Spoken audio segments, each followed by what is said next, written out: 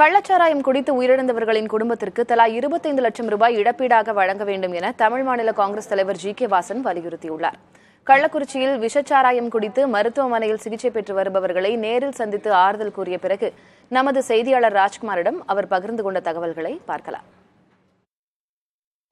அரசு மருத்துவமனையில் இப்போ பாதிக்கப்பட்டவர்களை நேரில் சந்தித்து பார்த்துட்டு வந்திருக்கிறீங்க. உடனடியாக தமிழக அரசு அவர்களுக்கு செய்ய வேண்டியது என்ன, சிகிச்சை உள்ளிட்ட நடவடிக்கைகளை மேற்கொண்டு வராங்க. ஆனால் அரசு இதில் என்ன கவனத்துடன் செயல்படும்?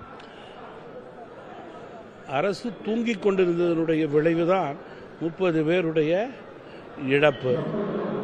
அரசு இனியாவது விழித்துக் கொள்ள வேண்டும்.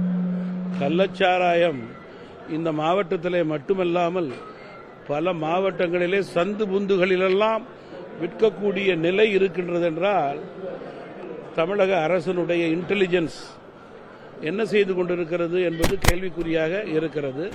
அந்தந்த மாவட்டத்தினுடைய காவல்துறையினுடைய அதிகாரிகள் பணி என்ன என்பது கேள்விக்குறியாக இருக்கிறது. ஏன் இது தொடர்ந்தது, ஏன் இது நடந்தது, இதற்கு யார் பின்னணி, யார் பலத்தின் அடிப்படையிலே இது நடந்ததெல்லாம் மிகப்பெரிய சந்தேகங்களை மக்களிடம் ஏற்படுகிறது.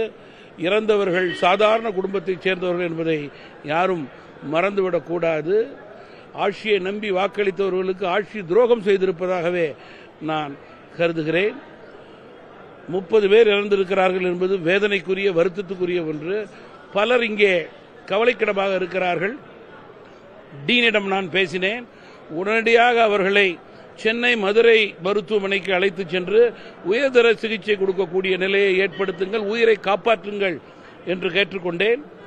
மேலும் மிக முக்கியமாக காயமடைந்தவர்கள், அதில் ஓடி அங்கேயும் விழுந்து காயமடைந்தவர்கள், பாதிக்கப்பட்டவர்கள், இவர்களுக்கெல்லாம் நல்ல சிகிச்சை கொடுத்து வீடு திரும்பக்கூடிய நிலையை அரசு ஏற்படுத்த வேண்டும். ஒரு குடும்பத்துக்கு 25 லட்சம் ரூபாயாவது கொடுக்கக்கூடிய நிலையை அரசு ஏற்படுத்த வேண்டும் என்று நான் கேட்டுக்கொள்ள விரும்புகிறேன். கடந்த ஆண்டு விழுப்புரத்தில் இதே போல் நடந்தது. இப்போ கள்ளக்குறிச்சி. தமிழ்நாட்டில் இனி கள்ளச்சாராயம் இல்லாமல் இருப்பதற்கான நடவடிக்கை என்ன அரசு எடுக்கணும்? ரெண்டாவது, இதில் அனைத்து அரசியல் கட்சிகளும் ஒரு பொறுப்பு இருக்கு. சட்டம் ஒழுங்கு என்றால் அரசியல் கட்சிகள் பொறுப்பு கிடையாது, ஆட்சியாளர்கள் தான் பொறுப்பு.